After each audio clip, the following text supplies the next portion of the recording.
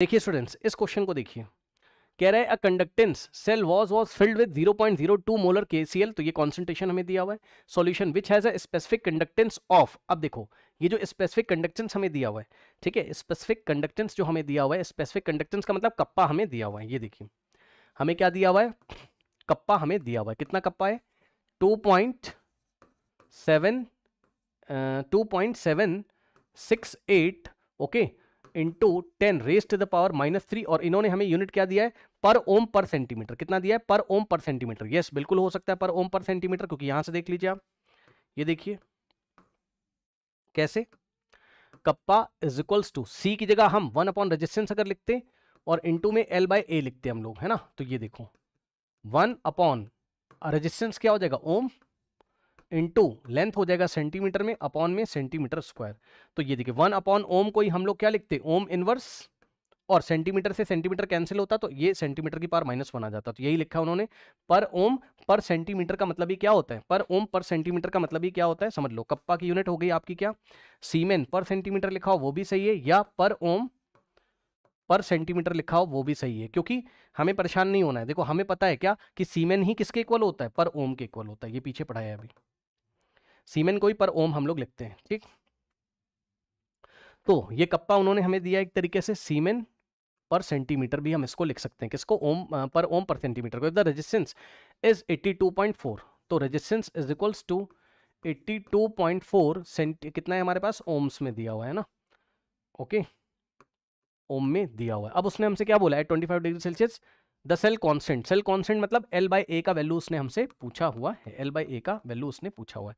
तो देखिए kappa is equals to C into L/A, ठीक, तो L/A अगर निकालोगे C इधर चला जाएगा, तो L/A इज इक्वल्स टू, ठीक, K/C है ना, K/C। अच्छा, या हम ऐसे कर सकते हैं, ये देखिए जरा, इसी फॉर्मूले को हम चेंज कर सकते हैं, बिकॉज हमें पता है कि कंडक्टेंस क्या होता है, 1 अपॉन रेजिस्टेंस। ये देखिए C की जगह आप 1 अपॉन R, क्योंकि रेजिस्टेंस दिया है ना, रेजिस्टेंस दिया है ना, ठीक। तो K is equals to C की जगह आप क्या रखोगे, 1 अपॉन R इंटू L/A, और L/A हमें निकालना है तो R इधर चला जाएगा, तो L/A is equals to kappa into R, ये इस तरीके से। तो L/A इज इक्वल्स टू, देखिए L/A is equals to kappa into R, है ना, K इंटू R। अब वैल्यू रख दो, K की वैल्यू, कप्पा की वैल्यू कितनी है हमारे पास, 2.768, 2.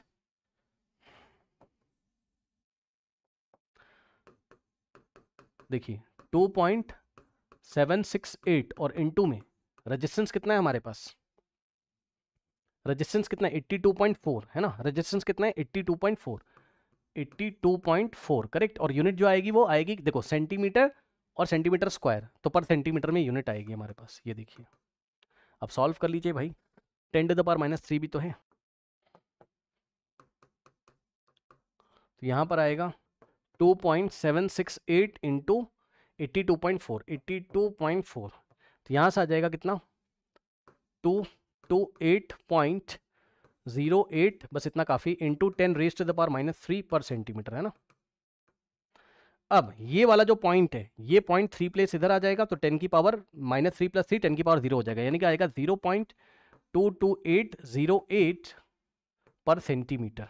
कोई ऑप्शन है, चेक कर लीजिए, कोई ऑप्शन है 0. ये देखिए इस तरीके से, है ना, 0.2281, अच्छा ठीक है ठीक है ठीक है, 0.228 ही तो आ रहा है, हाँ ठीक है।